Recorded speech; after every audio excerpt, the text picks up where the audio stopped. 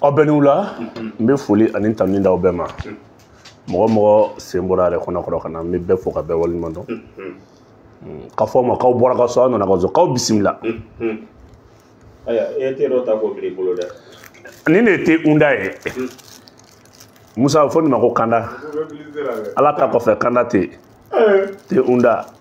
Ay tari ni akala jabe fari foli. Bora na foli be batuli nyani.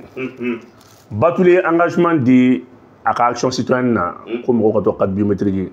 a clémé ka centre ka no paquet surtout multi bolorema ka foli di batuli mouvement ambi ko mo bema ko foku wolma Dawda Camara ka foli bi adi binta ka foli be kenen konya ka nga partenaire officiel fo no e kiatu Diallo Beauté New York jamana ka fo dante foli mina ne mana sigoro ro le ni ka sponsor yi ko lu to ni ka sate mo la sa Musa ne aina question kadawi parce que amina sigi kuma mun kan bi faut que nga yira malaw na sedaw e galontige groupe di ne ni kuma fo aka vidéo aw boko labanya moi mango ils vont planifier une série de coups d'état une série de tentatives de coups d'état nya fo ya ma fo ya ngwa totoro mi ngo français ba ka ba be d'Afrique pour reconstruire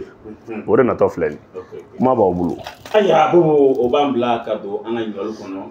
munu nana sisa page sample la ambani na afa aye do fara partage ka ay partage chaare anin to bo nyona de be menendo abe page be menendo ni bela jele fe ay page nunu ay partager ko seba bla pour que anga vidéo num be sera stabiliser to ko mena bo ouais angula somara na ka me ko kureta ko mena ke Guinée Bissau ko chama bala ka yingal ke yalma kureta yi asira ka ke wa amase ka ke ibise ka jimon po malien ye kono animal foka donc comme am sigrani sujet dorone kuna no ni tentative de coup d'état yi ka fo malien ko galondo mise en scène de do mise en scène do ka fo Mali ni Burkina Niger nya no AES au coup préparé au pur femme ko fa kana o de ka jugu mais expliquer kabiri kuma jan CEDEAO ya fo kam na femi force mi nabina sigi uniquement contre le coup d'état ni est déterminé kabiri kuma in fora kuma in dalen torati force nga barafolo kuma ke Niger attaquer lidi o attaquer sen fait Mali bora ka nye blembo Mali ka menace konna la CEDEAO sarna CEDEAO reculé là o ya soro CEDEAO ye quelques millions d'euros mine francs là ambolo ba kalama Alassane ba kalama femi Bonatinibu ba kalama o ye waru mine pour les premières opérations waru mine len ko fait force ma se ka constituer parce que force konna la unanimement soro ka fo ko force constituer dugu nandro ne sola ko ko mugodi donc c'est pour te dire que c'est là on a signé que 10 décembre au 10 décembre konna la on a force activée au delà mais pour que la force activée faut que action de poser mimba ira ka fo ko force ko vraiment c'est nécessaire la force dit ka élément dit ka force constituer ambalo temps est mise en scène de kaira awla ka fo na ma force dit coup d'état kumba obeka coup d'état est français coup d'état benendi je m'explique ambalo be oromna ko bi ambalo be Dubaï ambalo ta aka jamana kono au coup d'état be to di kele flana e munye ambalo a arrêté deux de ses ministres. Il y a le ministre de l'économie. Aki Mama Wardou. Wardou na Ward justifié. Somara na garde national de Borakata. Échange de tir kele. Il garde national de Borakata tchè libéré. Échange de tir kele. Qu'on fait tchè be mo munumbulo au lieu de négociation que nous est fangati la moyi. Ambalo abedom ne kobi la garde présidentielle de Amalo. C'est par le contingent de la CEDEAO. C'est assurer sa sécurité présidentielle, la garde présidentielle là. Élément Mounoubé, c'est donc un contingent de tout. Les 600 éléments là, Sénégal ni Burkina de tout. Ambalo n'a même pas une armée capable d'assurer la sécurité présidentielle. Non, attends, moi de tableau. Emily garde ka détachement kélé, garde bête, garde de madone de tarakata, échange de tirke, kaklaka, okmana, tchèka, FN, la ministre de l'économie. Mise en scène de dos. Ni e ka ida CEDEAO dugu tawla na ma force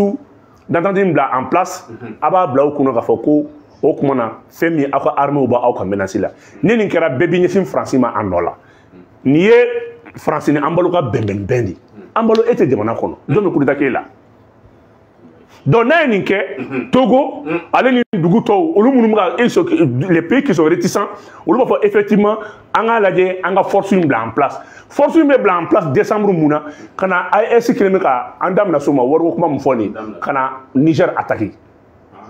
barsabla Mali Burkina Niger élection kokuma te olu dugu sabati da watina donc force une bara nous ma élection que force na faka bu déloger jakoyala mais force tene c'est la France qui sera derrière à la légion française mounou campel mais ministre qu'on a là na moula bo parce que jusqu'à près de compte il y a plus de 8000 éléments de la milice qui ne sont pas encore partis donc décembre kelem qu'on a de on veut faire quelle sous bede ke qu'on a parce que français va en avoir créé France baro na une occasion janga war créé la fuka jeuli antenya sur koma na les ont attaqué on a to soronga interview la guerre ouverte de la en français mais avec mise en scène gani Sedaoudi abidu Sedaoudi ko fait c'est la France parce que waruko mbe sena au code ni ambalo ka ni mise en scène de Kalondo ambalo même hors du pays ambalo n'est pas là et bien mon côté ambalo la komuna muna armée ka tranché de wuli kata ministre de libérer ibo emi une branche de l'armée on peut ka wuli toko di ka mutinerie juste pour aller libérer un ancien membre du gouvernement ou bien un membre du gouvernement. Quel est l'objectif visé? C'est faux. C'est juste une manière qu'Aïra, Dougoutoula, ou que force une en place, force une de Assimini Ibrahim ni Tchanin Kele. Donc nous, on est déjà préparés au pur. On a besoin de nous. Ni Mougomi ma koye ni drone nous. Donc nous, une force où, le 10 décembre, là, ça, Amaloba, il a fallu menacer les dos, Dougouto menacer les dos. Nous, Malaka Kourita Kelesan, Kourita Binake. Abna ke recul de sensidi bebna nyabo coup d'état no fait parce que coup d'état dugu buga nyasoro ou bala ku imposer ou buga marfa sans yere ou buga armu sans yere ou buga waru créer ou buga économie buga booster donc français le ko sugu beke ka angani élan cassé parce que la ministre ou erium ga odongo a wolola muna ou war de bla nyefe amna tla randa do la voilà ou war de bla nyefe donc ou war de bla nyefe kuma yadi wo amadou kunfa wo mali nord ko a be manamana kan ausra France ni ne be ko la sisan no anga monnaie ko yi France en sera France ni de ma fin flabé ni sera France mo a France accompagne Air France te dore nya France tali ko maro nya ko me abe marché France ndugu la fuka fuka donc on be wordo Air France là bi compagnie aérienne AES ko no lo ba développer no kerawe France ko bani flana muni okmana oye wor ko yi Air France de be pan et Altemindo Malin Beka Koumainame. Le centre régional de l'Asegna a Niger. Niame ko Asegna Nimaora be Niger. Centre Kelemimbe n'abe Sahara est contrôlé au Niger. Kabo Niger kana Malila Sahara Mumba Kwanala Niger de ba contrôler. Kabo et Yaf Mabala c'est enfant. Asegna Mimba contrôle Asegna Patimba contrôle au Niger. Donc ni Niger bora France bolo c'est fini. Il y avait Air France nous na ani compagnie aérienne mo ni France bo action boula. Olu début na ka jamana kono nous sera iga jamana sara maoro la ou suti daile arme arme flikatiki. Mo to ni dodo. Ou bien avion yako vol commerciaux do c'est faux. Avion tactique ou dit avion militaire ou dit. Nous sera sara konna la ou be arme blakaji nous arme blakaji terroriste betata. Donc si ça non vol fin B Mali kelemeka et Burkina ni Mali ni Niger kelemeka be servi. OK boy AEC déjà notamment ni bola kalama. Kaira ko exo fin ko France avion militaire ou bulu ya betki. Et ni France avion militaire fin be est-ce que ba kalama anga espace traversé avec droit sara. O war gansa ma en bo général o war gansa. Parce que en espace, c'est l'espace le plus utilisé. En espace. C'est l'espace le plus utilisé. Il me dit d'où tient d'où font fait. Il me dit on des films follow. Avion manata sera fait. Il me dit on des films follow. Donc nanga espace n'a contrôle sur angéré. Ambe toi beaucoup avion beffé ou avion que nous devons Sahara corner là. Ou bien surtout dans le sud de la Madro ou bien arme blakadji. Donc moi aussi il y aura des dons, moi aussi il des dons. Ou amega mingene nié ka Sahara contrôle d'État. Donc France est prête aujourd'hui à travers la CEDEAO qu'à AEC attaquer ouvertement mois de décembre ina. Kununda sera kuma wa après vous flebi. foyi ma k'an balo fɛ yen coup d'état den foyi tɛ nin mise en scène don a mɔgɔ bɛɛ minɛ la mise en scène don a kun tɛ dɔwɛrɛ foyi ye force d'attente min bɛ yen ko activer joona joona k'a fɔ ko ouais ko coup d'état menace bɛ dugu ninnu na ala sago a sago. Aya bobo an bɛ to bi coup d'état kɔnɔna na an ye Mauritanie fɛnɛ video dɔ sɔrɔ circuler la réseaux sociaux sanfɛ ka jira k'a fɔ ko olu ka n'o ye marine u ka marine olu ancien marine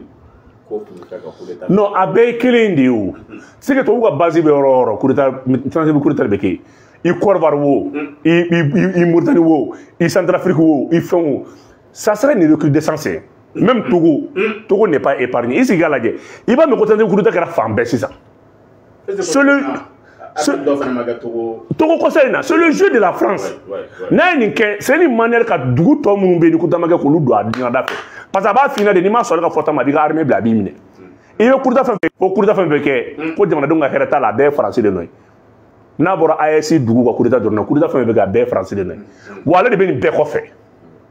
Alors de bɛɛ kɔfɛ a bɛ ka nin fɛn kɛ c'est pour que yira président na ka fɔ bon sisan i b'a tanga dabada ma parce que nin ye français na kuma de chantage kɛli la nin kɛ ni ma nin kɛ nin bɛ k'i la ni ma nin kɛ nin bɛ k'i la nin y'a wuli kuma de parce que dugu tɔ nin b'a bolo dugu wɔɔrɔ donc a b'a bɛɛ menacer i ɲɛ bɛ coup d'état la yɔrɔ o yɔrɔ attente bɛ coup d'état la yɔrɔ o yɔrɔ a bɛɛ galon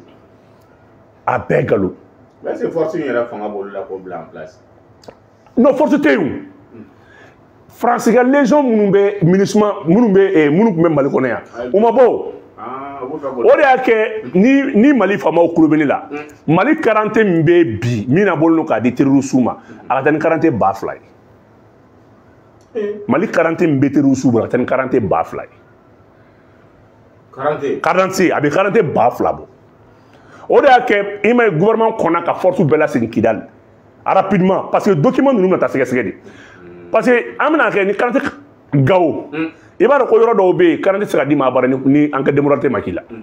parce que terroristes capable don ka don ka 40 ta ka baara kɛ ka 3 mois 4 mois kɛ terroristes ye kuma dɔ fɔ k'olu ma taa k'u bila ka segin ka na mais u bɛ mode défaleniser ils vont changer de mode d'opération moi je connais trop le comportement d'un terroriste u bɛ mode d'opération de falen fɔlɔ a b'u ye moto minɛ u bɛna dugu a tɛ ka taa o t'o kɛ dɛ u bɛna dugu kɔnɔ de ka na baara k'aw fɛ sisan ka baara kɛ k'u ba sigi ka dugu lajɛ ka ɲa aw ɲinama kɔnɔntɔ tuma min na ka sɔrɔ ka baw kɛ. Donc, ni 40 veut dire, pour ces 40 blagues de chambre là pour enquête de moralité. Ou quand 40 faut établir que son enquête de moralité. Avant qu'il y ait 40 ta kata. Non, non, non. Parce que moi, il y a 8 ans que Moussa, sans état, étaté. L'état était absent coup d'année. Donc, ni moi, il y a 8 ans, 9 ans sans aucune pièce. Aucun document d'état civil. Donc, ni aucun papier d'autre, la moi, Massa, mon ébé. Ni a gɛlɛya jugu ni a nɔgɔya fɛnɛ i bɛ fo dilan k'a di donc gouvernement doit être l'état doit être très prudent mɔgɔ minnu bɛ ka taa nin fɛn il faut qu'il soit très prudent u bɛ document min di u tɛna ni zɛn ni moto ye dɛ u bɛna don an na de ka baara kɛ ka fɛnw kɛ k'u to ka yɔrɔ éclairer ka yɔrɔ lajɛ parce que l'Algérie est derrière tout ça Algérie y'a yira k'a fɔ ko Mali ye Kidali minɛ ka sɔrɔ ale t'a kalama donc ni zɛn a bɛ don ka mɔgɔw ɲininka nin kɛra cogo di a ka mɔgɔw de b'an cɛ la o. Côté k'a Kidali minɛ k'a ma sɔn k'u sara. A ka mɔgɔ de b'an cɛ la donc u bɛ don ni carte d'identité ni passeport ni fɛn an ka documents de parce que olu sɔrɔli ka nɔgɔ donc nin ye moyen de an ka barika don an ka documents na n'an kulonkɛ an ka documents na u bɛ don n'an yɛrɛ k'a fɔ k'u ye maliyɛn k'u ye nin ye. donc conseil fɔ o la dɛ. voilà nin wagati la san tɛmɛnen ninnu na an y'a jate minɛ k'a fɔ k'an kɔni ka papier kɔni tun kɛlen don marabaatiga ye. bon mɔgɔ fɛn fɛn mana na a bɛ an ka papier sɔrɔ ka taga ten nɔ. Bobo, il va la min fɔ kɔni gouvernement kan ka sinsin ni. Non non non, kɛlɛ de bɛ ka daminɛ s'il prépare il y a une véritable guerre parce que a b'a fɛn fɛn fɔ nin guerre économique ka jugu ni guerre bɛɛ ye n'i ko k'i bɛ ka monnaie créer bi diɲɛ kɔnɔ ça c'est une nouvelle guerre mondiale monétaire mɔgɔw t'o de dɔn n'a fɔra ko guerre mondiale bɛɛ b'a miiri ko militaire de don n'o tɛ dɛ i b'a kalama ko révolution de bɛna kɛ dans les monnaies minnu bɛ yen ni jɔnyaw don a u jɔnya clé de banna. C'est fini. Wa jɔnya o jɔnya n'a bɛ ban a bɛ ban ni révolution dɔ la a bɛ ban ni guerre dɔ de. Bon an ta de filɛ an ta de waati filɛ de parce que France de tun kɛlen bɛ ka Vietnam coloniser France de tun bolo bilen bɛ dugu caman kan mais olu y'u yɛrɛ ta bi o. Vietnam bɛ cogo di bi Vietnam bɛ France de bolo la Corée du Nord ma Corée du Sud u bɛ France de bolo bi yan. Non an ka jɔ an jɔyɔrɔ la France tɛ se ka mun de kɛ foyi et puis mɔgɔ bɛ se k'i bolo bili jɔn ɲɛ ma mɔgɔ tɛ se ka balo mɔgɔ la o donc il faut un état fort il faut des institutions fortes. an ye fɛn kama an ka wari bɔ dɔrɔn i m'a ye kuruta mankan bɛ ka daminɛ parce que experts bɔra k'a fɔ ko wari ko k'a daminɛ wari la ani compagnie aérienne an ka nin fila ni ne ye faransi ni ye fɛn fɛn tun bɛ ka fɔ a bɛɛ manamanakan sisan. an yɛrɛ ka économiste dɔw ko an tɛ se ka wari créer kɔni k'a bɛ. olu ye tiɲɛ ye an ka économiste tu sais que i ma fɛn faamu Mali économiste soit des économistes minnu bɛ yen n b'a bɛɛ ka sɛbɛn f'i ye baarakɛyɔrɔ dɔ de bɛ yen ni État ye juru ta 17% bɛ verser olu ye donc an ka économiste baw bɛ se fɛn fɛn la ka taa juru négocier État ye u bɛ 7% bénéficier mais k'an yɛrɛ ka ressources la baara ka wari nin k'a sɔrɔ économiste ka dɔgɔ Mali kɔnɔ mun bɛ se o la n'i y'a mɛn Mali la ko ministère de l'économie a don ta bɔ ta a bɛɛ bɛ baara kɛ ni douane ni impôt de mais k'an ka ressources la générer k'u la revaloriser ka fɛn kɛ o économiste ka dɔgɔ Mali la dɛ donc olu ne t'olu jate yɛrɛ o y'a Bamakɔ tan ni kuma ye. ok Boubou o b'a to toujours an bɛ to wari ko in hukumu kɔnɔna na parce que dɔw ko nin wari ko kuma in k'a bɛ n'a fɔ sogo de don k'a bɛ n'a fɔ sogo don ko parce que expert minnu n'a fila ɲɔgɔn kan ko moyen foyi tɛ yen préalable foyi tɛ yen pour n'a jira k'a fɔ ko nin wari ko in bɛ se ka sigi sen kan a y'a si mɔgɔ bɛ se ka nin wari ko in sigi sen kan i bɛ mun sɔrɔ ka k'olu mɔgɔ ye. I ka nin question elle est très pertinente. Mali b'a ka CFA bɛ créé don min na Mali bɛ franc malien créé tuma min na 1962 n ko Mali bɔra jɔnya de la ka franc malien créé o man gɛlɛn ni nin wagati in ya bi a ɲɛkɔrɔ ye o mais n ka indépendance de ta 2 ans après an y'an ka wari créé o kɛra la cogo di. mais ko k'an tilala ka segin dɛ. Aïssa o kɛra la cogo di. Le Mali était le pays le plus indéterminé mun y'a kɛ an seginna ka na bari sabula franc malien kun enrhumé don jumɛn na franc CFA la. franc malien kun enrhumé don franc CFA de la mɔgɔw bɛ ɲinɛ o de kɔ hali sisan relation kun b'u ni ɲɔgɔn cɛ franc malien ni franc CFA franc a tɛ tɛmɛ kɛ franc parce que français de kun y'an ka deuxième partenaire économique ye le Mali était le pays le plus industriel à l'époque Russie de kun y'an ka premier partenaire ye mun y'an segin an kɔ en 1965 après le premier quinquennat a ye taa histoire ta k'a lajɛ on a fait une nouvelle dévaluation en 65 parce que tout le temps an ye no français de la o de y'a kɛ mais ni zen an bɛna min créer mɔgɔ min bɔra indépendance ta 2 ans o y'a ka wari créer ani mɔgɔ min ye indépendance ta 60 ans jumɛn ka nɔgɔ ni jumɛn ye Mali y'a ka wari créer avec une seule mine la mine de Kanala a tun bɛ joli di Mali ma 18 tonnes 18 à 20 tonnes o y'a sɔrɔ Sonarem de bɛ yen Société nationale de recherche de quoi la Modibo kun y'o créer mɔgɔw ka taa histoire ta k'a lajɛ avec une seule mine le Mali a eu combien 46 avions de chasse 17 avions de compagnie malienne mɔgɔw ka taa ta k'a lajɛ en 8 ans seulement Modibo y'o kɛ tu sais que ne m'a dɔn les soi-disant intellectuels là les soi-disant économistes là olu ka kalan kɛ min a y'a lajɛ bi Mali fɛn fɛn bɛ ka wari sɔrɔ jamana kaso kɔnɔ jɔnw don a bɛɛ ye jamana yɛrɛ mɔgɔ minnu bila ka taa kalan kɛ olu de don a ye taa kaso ba ta k'a lajɛ a ye taa pôle économique la ka taa lajɛ a y'a mɔgɔ lajɛ docteur professeur u kalanna mun kama u kalanna jamana cili de kama e de la k'u ye don jumɛn k'u ye jamana buguri ta k'a labaara i ye jamana k'u ye kulu ci k'a lajɛ kɛ i ye u ye cogo di k'u sera mun ni jamana ma u bɛ jamana labila nin de la juruta o juruta c'est pas des économistes Mali ni wari in bɛ créer u bɛ ka jɔrɔ min na mais u ka mɔgɔw de ye ninnu kan ana papa parce que guerre nin bɛ kɛ décembre CEDEAO b'a bɔ a ma le 2 décembre a b'a bɔ a ma k'a fɔ k'a b'an attaquer an bɛ ko da k'an ma sigi ni min ye i sigi k'a lajɛ Ala ka le 10 décembre yira la ni mise en scène in bɛɛ kun ye ka force in de bila en place force in sera appuyée par la Légion française u b'an jɔlen sɔrɔ yan an de ta an ka jamana ye an de ta an ka président ye n'u k'u bɛ wari créer an b'u kɔ CFA tɛ diyagoya ye diyagoya tɛ voilà parce que bibi na Alassane ni Macron m'a dit en bolo parce que Macron tigɛr'u la k'u mun na u b'u yɛrɛ to ninnu bolo parce qu'ils n'ont pas mis maintenant des vraies actions politiques sur le terrain c'est Macron n'est pas du tout content de ces valets là Macron n'est pas du tout content avec la lajɛ parce que Macron b'a fɔ kuma bɛɛ qu'ils ont échoué et politiquement pourquoi parce que u tɛ se action politique foyi boloda ka transition président ninnu gɛn ka bɔ yen voilà. ok Boubou an y'a ye a ka ye a ta ye a bɔra tuguni a ye dɔ fɔ toujours an y'a ye sema mɔgɔw u bɛ bɔ u bɛ dɔ fɔ an ka président ma tuguni aw mɔgɔ minnu bɔlen don e bɛ sɔrɔ ka mun de fɔ waati bɛɛ an y'a ye a ka bɔlɔlɔsiraw kan a bɛ bɔ a bɛ kuma a b'a ka président a b'a dénigré a bɔra ka lase dɔ kɛ a bɛ ka an ka tugu dɔgɔya i bɛ mun de sɔrɔ a fa yan. I bɛ mɔgɔ jalabali dɔgɔyama na n'i bɛ se k'a minɛ. cogo di. non mɔgɔ min ye marifa ta ka jamana kama président b'o la mɔgɔ min ye revendication politique to ka marifa ta ka jamana bi seman ta i k'a lajɛ seman bɛ ka revendiquer ko Al Nusra de bɛ ka Mali attaquer bi seman tɛ ka revendiquer Al-Nusra mi groupe terroriste ya Ninjeme mi groupe terroriste ya EGC mi groupe terroriste ya bi olu ka attaquer ngo sema ne be ka revendiquer ni e ka ira diɲɛ mɔgɔ la ko sema ye terroriste tondi i be ka cɛ min tɔgɔ fɔ de ne t'a jaabi parce que ale ka jamana fere de y'ale labɔ jamana t'a bolo i bɛn'i sigi i bɛ dugu dɔ inventé ko Azawad quelle est l'entité culturelle de l'Azawad dɔ k'a fɔ dɔrɔn k'a bila commentaire la wuli nin ngara yan i bɛ ka wagati ko k'a essayer ko ka entité culturelle juridique dɔ créer Azawad la k'a kɛ bonda i n'a fɔ Kérédougou i n'a fɔ Kaso n'i ye Mandé ta k'a lajɛ i bɛ Soudan Keita sɔrɔ yen n'i ye Asia ta k'a lajɛ i bɛ Soni i bɛ Asia Mohamɛdi sɔrɔ yen n'i ye Bɛlɛdugu ta k'a lajɛ n'i ye Kérédougou ta k'a lajɛ i bɛ kɛlɛmasaw sɔrɔ k'a lajɛ n'i ye Sankɔrɔ lajɛ i bɛ kɛlɛmasaw sɔrɔ yen i bɛ Firunun sɔrɔ yen i bɛ Azawad ta i bɛ mun de sɔrɔ yen ko fo ka histoire de dilan ka kɛ Azawad la Soumaïla Sebe tiɲɛ so a ko k'a tɛ se ka kɛ Ala k'a da yɔrɔ sumaya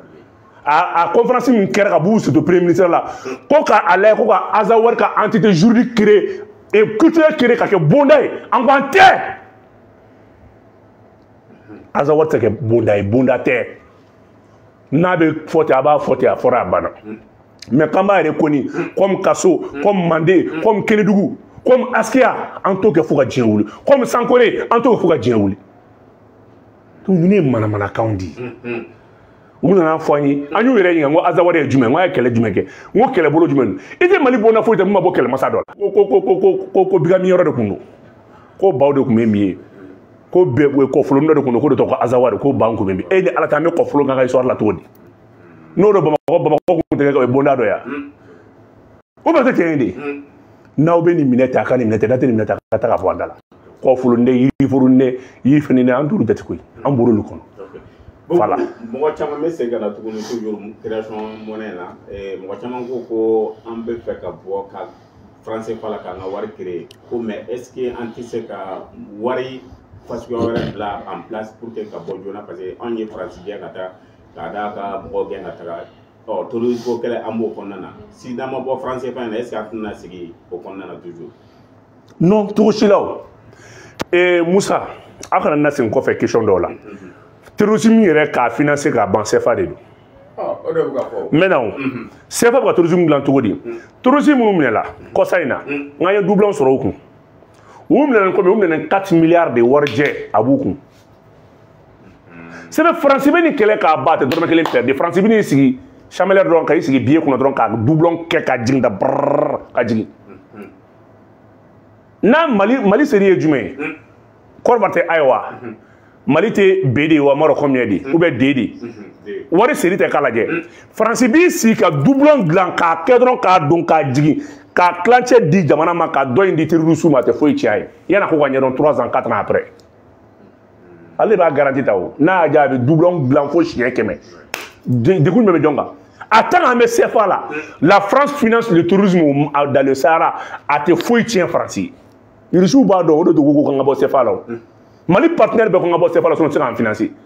Mali mɔgɔ bɛ finance ça veut dire que AES mɔgɔ bɛ financement na t'a sɔrɔ abada n'a ma bɔ CFA la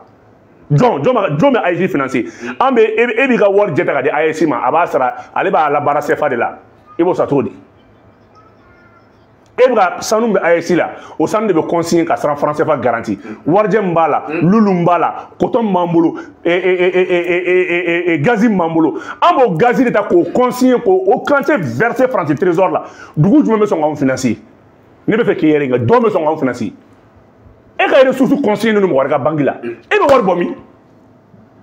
économiste k'a bila commentaire la dɔrɔn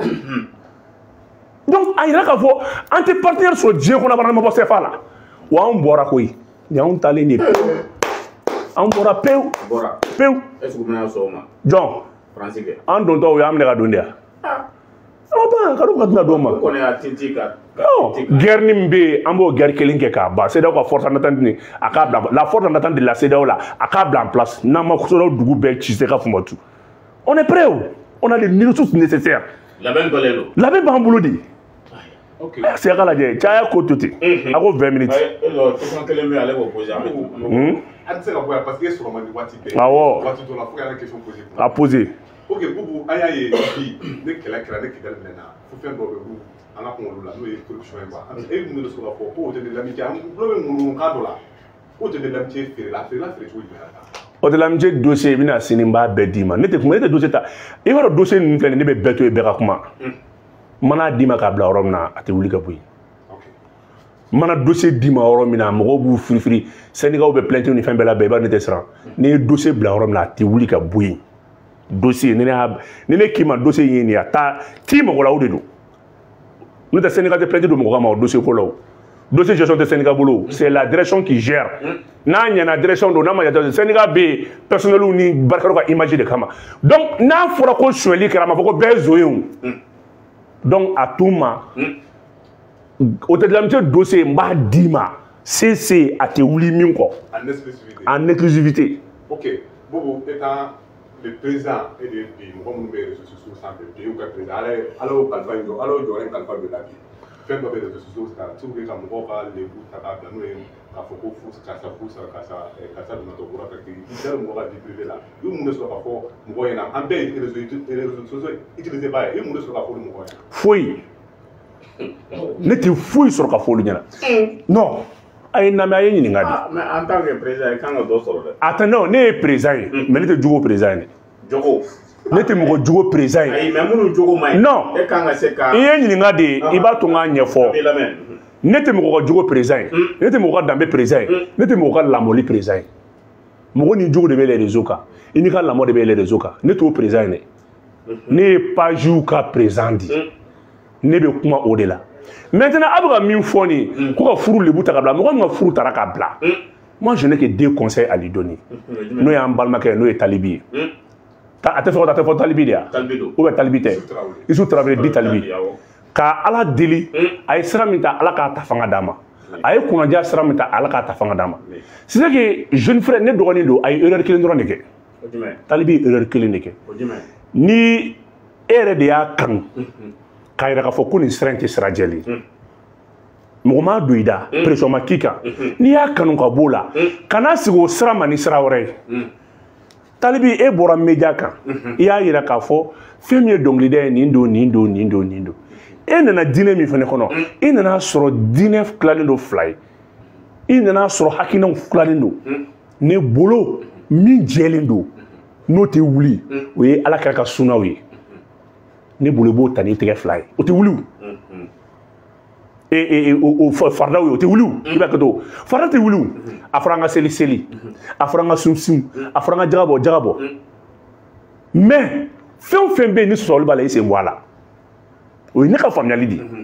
et puis e bɛ ka t'o kɛ min n'i taara kɛ misiri kɔnɔ ne bɛ sɔn i ye dawakɛlaw bɛ yen o sɛbɛn i b'a dɔn diinɛ gɛlɛya min bɛ mali diinɛ la dɔwɛrɛ tɛ o mɔgɔw bɛ ɲɔgɔn sɔsɔ réseau de kan mais munna mɔgɔw tɛ ɲɔgɔn sɔrɔ misiri kɔnɔ walahi n'a ɲɔgɔn sɔrɔ misiri kɔnɔ ɲɔgɔn dɔgɔya t'a la o ye dɔɔni gindo de ye réseau kan aw dɔnnibaga ye mɔgɔ saba ye kunfin 1000 bɛ k'aw lamɛn jɔn bɛ se k'aw jalatigɛ donc ne b'a fɔ talibi ye erreur fitinin min kɛ o dɔrɔn de ye nin ye mais a k'a dɔn bilayi fo n'a y'a sɔrɔ a m'a tɔgɔma ka tarifu la n'o ye labila Isufu ye Isufu balimaw y'a don kɔlɔn kɔnɔ ka tila k'a labɔ ka yafa deli a fɛ Isufu sɛgɛnna Isufu ɲanina i t'i yɛlɛma sira ta a bada ko ala tɛ lajarabi ko si ma a bolo bi k'a lebulen de don bilayi a lebulen tɛ n'i y'a yɛrɛ ɲininka bi a b'a k'a lebulen don a lebulen tɛ dɛ a k'a bila kunna a ye kunnadiya sira min ta nin jarabi ninnu bɛɛ b'a la jɛnɛya nkalon taara ka da danbe ɲumanw na a kɛra yan Lamina ye Musa ka masa Farawuna danga a sɔrɔla mun fɛ nkalon tɛ yan a balima don a cousin don a sɔrɔla nkalon de fɛ Lamina ye Isufu jɛnɛya nkalon taara ka da la jɛnɛya nkalon ta Lamina Isufu c'est fait ça talibi ka taa tariku ta k'a lajɛ quoi a tɛ nin filɛ foyi ye e ko dɔnkilida man ɲi i y'i ka hakɛ kɛ e ye muso min furu o ba ye dɔnkilidala ye olu ye sɔrɔ kɛ dɔnkilida la ne bolo fɛn dɔw bɛ yanni k'a kɛ i réfléchis dɔrɔn quoi i yɛrɛ k'a lajɛ i bɛ situation min kɔnɔ c'est juste un conseil o ne bɛ da o dɔrɔn ma n'i ye nin lajɛ e bɛna dɔn min don mais a k'a dɔn bɛɛ da ka don i kungo la o ye parce que e tubira ka na bɛɛ da de fɛnɛ kan n'o tɛ n'i kun tubira ka taa misiri kɔnɔ bɛɛ da tɛ don i kungo la c'est vrai n'i tubira i ma ɲagaralabɔ kɛ k'i sigi ka taa kuranɛ kalan ka fɛn ninnu bɛɛ ye kuma wɛrɛ de i ka fɛn kɛ ala kama i ye sira min ta i laban e ye sira min ta a bɛ laban o de ma o jɔn bɛ diɲɛ sɔrɔ san kɛmɛ balo don dɔ bɛ fɔ ko i kun bɛ yan mais masakɛ dɔ ka histoire f'i ye dɔrɔn ka bɔ nin kɔnɔ min masakɛ dɔ ka histoire f'i ye masakɛ in satɔ a ko k'a b'a ɲini n'a bɛ sa don min na Musa a ka nafolo bɛɛ a ka wari bɛɛ a ka mobili ɲuman bɛɛ Musa ko k'a bɛɛ da fo kaburu Musa o t'a bannen dɛ k'a b'a ɲini tugun a ka dɔgɔtɔrɔ la dɔgɔtɔrɔ minnu bɛ se furakɛli la olu de k'ale su ta ka taa ko nka ko ne y'a dɔn kasange fɛ Musa ko k'ale tɛgɛ bɔ k'a jan Musa o y'a ɲininka k'a kun ye mun ye i b'o dɔn a ko k'a yira k'a fɔ bɛɛ bɛ dɛsɛ ala t'i dɛsɛ Musa ta Gabriel Touré la traumatologie dermatologie néphrologie nin bɛɛ bɛ morgue fitinin nin kɔrɔ ko nin bɛɛ bɛ dɛsɛ a bɛ laban ala ta ma mais ni masakɛ ye nin bɛɛ sɔrɔ mais a y'a dɔn don min na ko saya bɛ yen a ko dɔgɔtɔrɔ minnu bɛ yen dɛ u k'a dɔn k'a fɔ k'u ye jɔni fitininw de u bɛ dɛsɛ donc n'an b'o dɔn an tɛ diɲɛ sɔrɔ fo ka diɲɛ wuli n'a y'an diya an ka san 100 balo fo ni balimakɛ talibi k'o bila a kun na diinɛmɔgɔw ni ɲɔgɔn cɛ mankan i sen bɔ a la mɔgɔ e donna don min na e tɛ se k'a bɛɛ dɔn o don parce que i bɛ ɲinɛ min kɔ Mali diinɛ ko fɔlɔ mɔgɔw de tun bɛ diinɛ bolo Mali la diinɛ de bɛ mɔgɔw balo koyi diinɛ ye baara de ye Mali la yan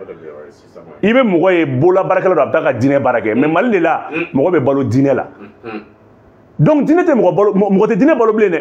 diinɛ de bɛ mɔgɔw balo la n'i ko k'i bɛ da don mɔgɔw balo la o bɛ tiɲɛ f'i ye donc a ka nin bila ala ka minɛn kɔnɔ ka dugawu kɛ ala k'a sankɔrɔta ani mɔgɔ bɛ réseau sanfɛ vie privée bilali nafa de b'a la a bɛ YouTube a bɛ wari lase mɔgɔ min ka YouTube la ne ye dɔ ka vie privée bila mɔgɔw bɛ na de k'i lajɛ o mɔgɔw t'o de dɔn mɔgɔw bolo ko dangadenw don mɔgɔ lankolon tɛ wari ɲininaw de don n'i ye mɔgɔ bannen mɔgɔ bɛ na cɛ nin bɛɛ bannen bɛɛ bɛ gɛrɛ k'i lajɛ de a bɛ vie de d'i ma donc mɔgɔw bolo k'a fɔ ko e ye dangaden non i bɛ ka wari de sɔrɔ kalo la tubabu bolo YouTube kan ani Facebook kan n'i ka vie yɛlɛnna a bɛ wari de d'i ma donc minnu bɛ ka nɛni kɛ ala k'a hakilina ɲuman d'u ma minnu bɛ ka banni kɛ ala k'a hakilina ɲuman d'u ma minnu bɛ ka mɔgɔw lebu ta ka da ala k'a hakilina ɲuman d'u ma Facebook c'est une invention militaire fɛn min don tubabuw ka dɔgɔtɔrɔsiw ka fɛn de don san 100 a b'i rattraper quoi san 100 a b'i rattraper don min na i bɛ nimisa a bɛɛ bɛ jɔ i la kelen kelen donc k'a fɔ Facebook de bɛ ko alara fitinin quoi i ye fɛn min kɛ dɔrɔn a bɛ jɔ i ɲɛkɔrɔ i ye nin fɔ nin don i ye nin kɛ nin don o de y'a to an ye ɲuman fɔ a ka ɲuman kɛ don dɔ bolo kana jɔ aw la o y'a sɔrɔ se t'aw ye o don ala ka o don fana yira an bɛɛ la ala k'aw bɛɛ sɔrɔ ne tɛ foyi jaabi non an bɔra o kɔnɔ i bɛna sini mo ni hôtel Lamine tɛ fara ɲɔgɔn kan an bɛ taa bi an ka samata sɛbɛnw fana olu ye se sɔrɔ bi i bɛ se ka jumɛn fɔ o kan parce que ɲan kɔni tun y'a jira k'a fɔ k'e tun ye saraka min bɔ tɛmɛnen na ko saraka ma sira sɔrɔ ko saraka ye k'a ma se ka sira sɔrɔ ko mais ko bi ta ye sira sɔrɔ ayisa ko saraka k'i y'o bɔ bi de a bɛ ka ko in ta kulonkɛ la kulonkɛ tɛ quoi Mali dafalen mɔgɔ tɛ s'a la sa walahi ne ye kuma min fɔ n tɛ segin kɔ ne ye Faransi ni Mali ka match min fɔ o don an ma dafa de an ma dafa an ye rouge de ta an ye rouge de ta ne tɛ bɔ ndalakan kan koyi Mali dafalen tubabu tɛ se Mali dafalen na Mali Argentine minɛ bi a joli k'a la 3 tɛ yan walahi Mali tun bɛ nɛgɛ Faransi la walahi a tun bɛ nɛgɛ Faransi la équipe nin cicogo foyi t'a la dafalen Mali est meilleur c'est la meilleure équipe comme ça tubabu y'a la bɔ joona de koyi parce que coupe du monde caman ye farafin bolo c'est un jeu de la FIFA k'a nabɔ ka Faransi fɛ parce que k'a fɔ tu donna kɛ ni Faransi o tɔgɔ ka bon Mali dafalen Argentine ma fisa ni Mali ye ballon tan na Mali dafalen mɔgɔ tɛ s'a la dɛ donc ala y'o tiɲɛ bange bi donc ne ka pronostic n b'a garder match min kan kɛ Faransi la o match kelen de ye nin donc toujours ne ka tura in de bɛ bon vraiment k'aw fo k'aw waleɲuman dɔn voilà.